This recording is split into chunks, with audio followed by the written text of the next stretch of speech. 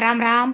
शोभा काळे YouTube चॅनलमध्ये आपल्या सगळ्यांचं मनपूर्वक स्वागत आहे. मैत्रिणींनो, कशा आहेत? चांगल्या आहेत ना? चांगलं राहायला पाहिजे.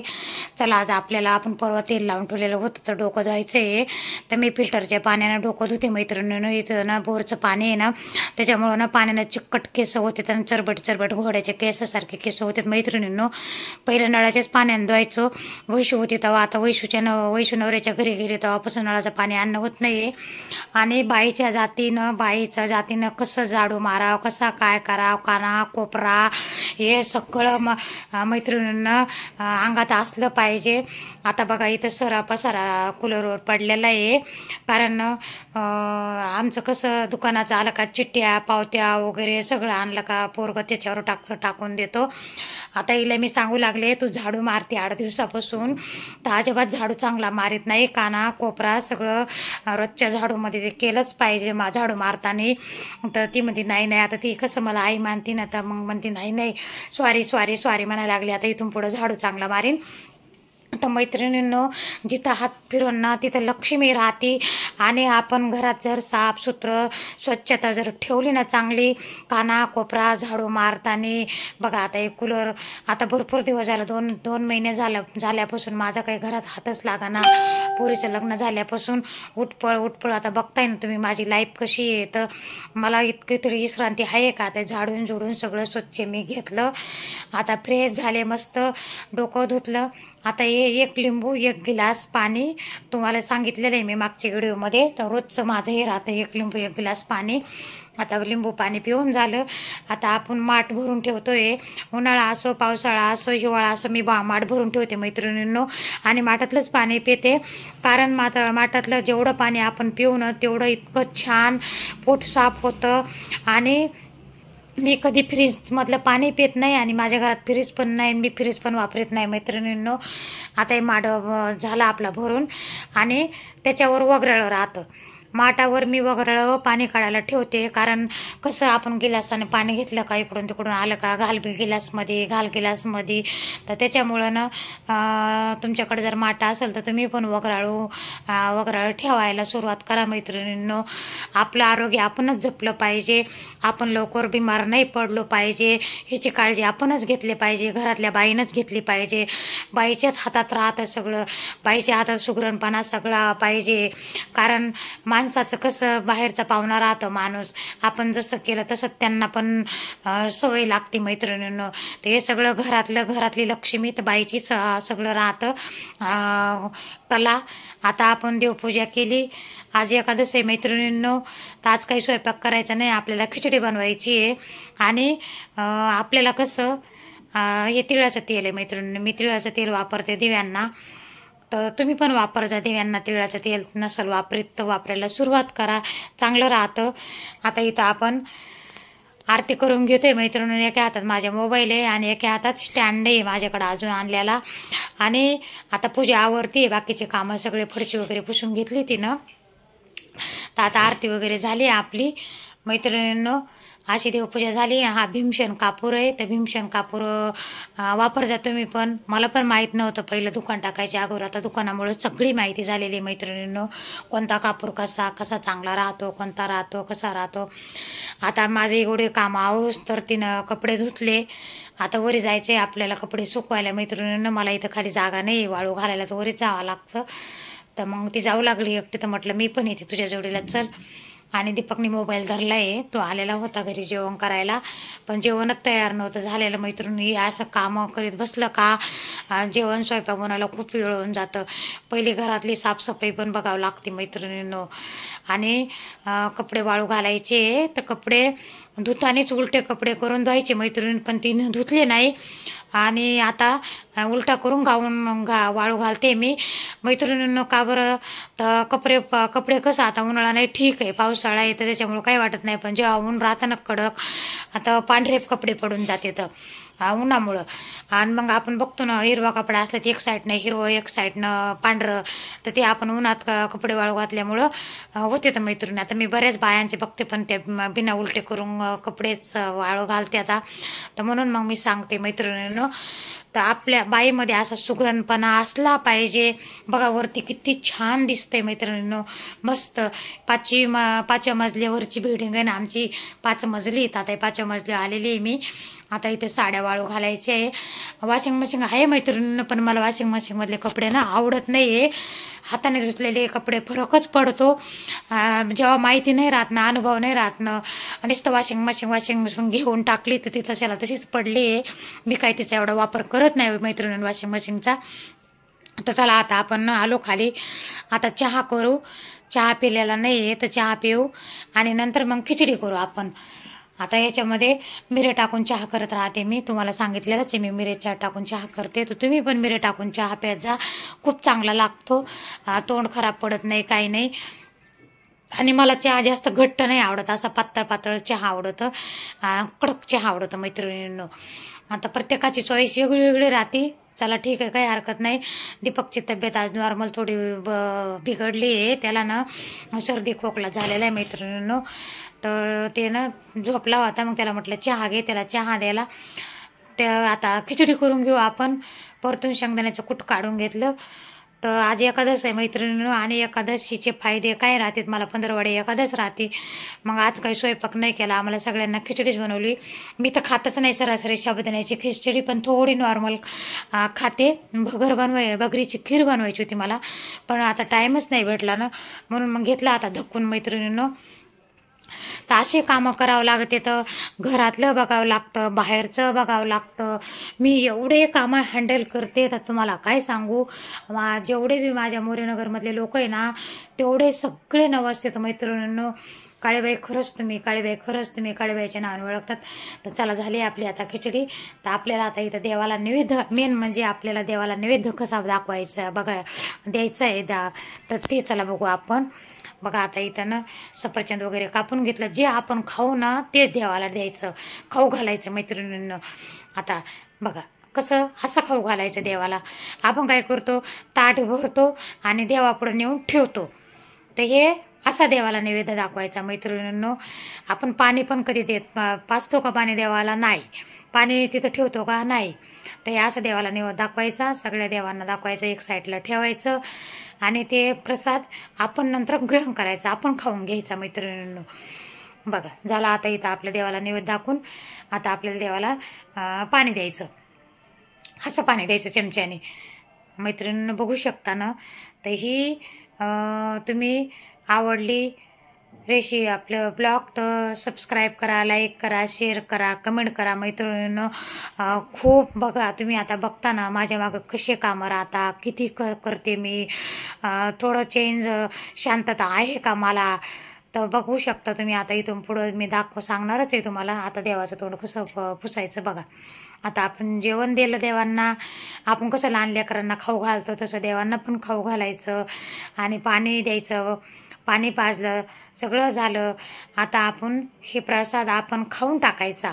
घरातले जेवढे लोक आहेत त्यांना वाटायचा थोडा थोडा आणि खिचडीमध्ये खिचडी टाकायची, सफरचंद वगैरे ते सगळ्यांना प्रसादाच्या रूपात वाटायचं मैत्रिणींनो. तर हे असं राहतं माझं, जे देवपूजा वगैरे देवाला नैवेद्य दाखवायचं. तर तुम्ही पण बघू शकता आणि असं करू शकता मैत्रिणींनो. तर आता हिला तिची पोरगी, पूजाची पोरगी, ती शाळेत नव्हती जात, तर माझ्याकडे जशी ती पूजा कामाला यायला लागली ना तसं तिला मी शाळेत पाठवलं मैत्रीण. म्हटलं हिला शाळेत नेऊन बसवत जाय अंगणवाडीमध्ये. झालं आता आपल्याला जेवायला घ्यायचं आहे. दीपकची तब्येत खराब झाली, त्याला म्हटलं चल, तर तो नाही उठला, झोपलाय, आता आराम करतोय थोडंसा. आता आम्ही खातोय आणि खाल्लं का हातावर पाणी पडलं का मैत्रिणीनं तर लगेच आपल्याला दुसरे कामं करायचे. आता हे खोबरं आहे बघा, हे खोबरं किती 7-8 किलो खोबरं आहे. काहीतरी 380 रुपये किलो खोबरं आहे मैत्रिणींनो आता. तर हे बघू शकता तुम्ही कसं काळं झालं. पावसाळ्यात खोबरं खराबच होतं. आता हे उन्हात टाकलं होतं वाळायला, तर उन्हामुळं थोडं त्याला फरक पडला. आता बघा ते खोबऱ्याची वाटी आणि ही काळपट वाटी तर आपल्याला अशी पुसायची मैत्रीण. बघा पुसलं का ते असा खरबड चरबट कपडा असला का त्यानं पुसलं चाललं. इथे पुसून घेतलं. आता हे परत काळपट पडून म्हणून आता मी लगेच बघा पॅकिंग करून घेते. वजन करून 125 ग्रामची पॅकिंग करून भरून ठेवून दुकानात न्यायचं मैत्रिणींना आपल्याला. हे आता तर असे माझे कामं येते मैत्रिणींनो. बघा तुम्ही आहे का जराशी जीवाला शांतता घेईन म्हटलं तरी सुद्धा शांतता घ्यायला वेळ भेटत नाही मैत्रिणींनो. तर बघू शकता तुम्ही. तर अशा जीवनामध्ये कष्ट केले मी आणि त्या कष्टाचं मला खूप फळ भेटलं आहे. खूप म्हणजे खूप फळ भेटलं, त्याची गंताच नाही त्या फळाची मैत्रिणींनो. तर बघा आता झाली आपली पॅकिंग. आता आपल्याला तिला म्हटलं तू पास्ता भरतोपर्यंत मी पॅकिंग करते. आता पॅकिंग झाली. आता आपल्याला मशीननं दाबायचं आहे. तर तिनं भरला पास्ता. ती करू लागली पण म्हटलं राहू दे आता, उद्या काही करू राहिलेलं. आता थोडं पुरतं आजच्या पुरतं झालंय विकाय पुरतं. तर असं मशीनं दाबावं लागतं मैत्रिणींनो पॅकिंग. आता हे बघा सगळी पॅकिंग झाली. आता हे जवळजवळ 2-3 किलो खोबरं आहे. आता हे आज उद्या 2 दिवस चालेल. गिरायक वापस नाही गेले पाहिजे मैत्रिणींनो. एवढं मोठं भांडवल पडलेलं आहे मैत्रिणींनो. भरता मी पॅकिंग करता थोडीशी थकले. तर आता पडते म्हटलं 15-20 मिनटं. सकाळपासून कामं चालू, सकाळपासून उभी मैत्रिणींनो. तर आता थोडीशी पडते 5-10 मिनटं आणि उठले मैत्रिणींनो. तर चला आता तुम्हाला मी सांगते एकादश का करायची, एकादशीचे फायदे काय आहे. मी पंधरवाडी एकादश 4 वर्षापासून मी पंधरवाडी एकादश करते मैत्रिणींनो. आणि एकादशीचे फायदे, आपण एकादश पंधरवाडी केली पाहिजे. भले दुसरे कुठले उपास नाही केले पाहिजे पण पंधरवाडी एकादश केली पाहिजे. आपलं रोजचं पाप जे झालेलं पंधरवाडीच्या एकादशीनं आपलं पाप नाहीशी होऊन जातं मैत्रिणींनो. मी माझ्या मुलीला पण सांगितलेलं आहे, ती पण करते एकादशी. आता तिच्या घरी ती लग्न होऊन गेली. तिच्या घरी कोणी एकादशी करत नव्हतं, फक्त तिची चुलत सासू एकादश करत होती आणि तिच्या जोडीला वैशू गेलेली आहे. तर एवढा फरक पडतो बघा. आपण जर आपल्या लेकरांना सांगितलं तर ते करतीलच. आणि आपणच जर नाही केल्या काही गोष्टी फॉलो तर पोरं आपले लेकरं बाळं कसं काय करतील सांगा बरं मला मैत्रिणींनो. तर आणि एकादशीच्या दिवशी तांदूळ खायचे नाही. भले तुम्ही एकादश करू नका पण एकादशीच्या दिवशी तांदूळ शिजून खायचे नाही. घरातल्या लोकांना पण द्यायचे नाही. तांदूळ खाल्ल्यानं पाप होतं. तर हे असं कोण सांगतं मैत्रिणींनो? तो आमचे गुरु सांगतात. जे गुरु आहे ना आमचे केलेले, तर ते सांगतात. मी त्यांचा सत्संग ऐकते म्हणून मी तुम्हाला सांगायला लागले. आता मी त्यांचं फॉलो करते. तुम्ही पण हे सांगितलेले फॉलो करा. आणि बरेच लोक आता एकादशी करत नाहीत, काही करत नाहीत. तर मला दुकानामुळं माहिती आहे कोण म्हणजे आमच्या दुकानावरून साबुदाणा वगैरे कोण नेतं, किती टक्के लोक एकादशी करतात. तर काही नाही, 1% लोक एकादशी पंधरवाडी एकादशी करतात. फक्त कोणते एकादशी करतात, आषाढी एकादशी पूर्ण महाराष्ट्रामध्ये आणि कार्तिकी एकादशी धरते बस, आणि महाशिवरात्री. मैत्रिणींनो तर आपण आता वरी आले मी, कारण आता वरीवरून कपडे काढून न्यायचे. पाऊस आलेला होता, कपडे वाळलेले भिजून गेले. आता मग परत आले मी. आता केस पण माझे ओले धुतलेले, तर म्हटलं थोडेसे सुकू, थोडंसं ऊन पडले आणि कपडे पण काढून न्यायचे आपल्याला. मैत्रिणींनो असं इतकं माझ्या जीवनामध्ये स्ट्रगल काम आहे ना, तर तुम्हाला मी काय सांगू आता. आणि पोरगीला लग्न करून गेल्यामुळे अजूनच माझा हातमोड झाला, खूप हातमोड झाला आहे मैत्रिणींनो. आता हे कपडे ना ओले झाले, सुकलेले कपडे ओले झाले, पाऊस आला इकडं ना. तर आता आपल्याला कपडे काढून न्यायचे. बघा इकडे सर्व वातावरण कसं झालेलं आहे पावसाचं. अजून पाऊस येतो का काय म्हणून मग मी परत घाई आले वरी. तर आलो खाली. आता मैत्रिणींनो कपडे घेऊन आले मी. आता बघा दुकानात जायचं नव्हतं, खूप कंटाळा आला. पण दुकानात गेल्यावर काय आहे, मी जर नाही गेले ना तर दुकानाची वाट लागली समजायचं. आता आले दुकानामध्ये मी.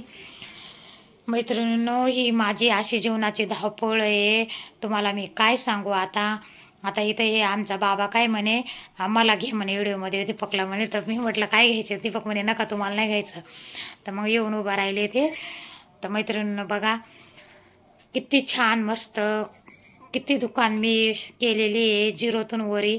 आता इथे बटर बघा मैत्रिणींनो, मी दुकानात नसते गेले ते इतकं नुकसान झालं असतं, कारण ते वरी फ्रीजरमध्ये राहतं ना, तर तिथं बटर ठेवलेलं आहे. आता दीपकने ठेवलं, त्याच्या बापाने ठेवलं, मला काही माहीत नाही.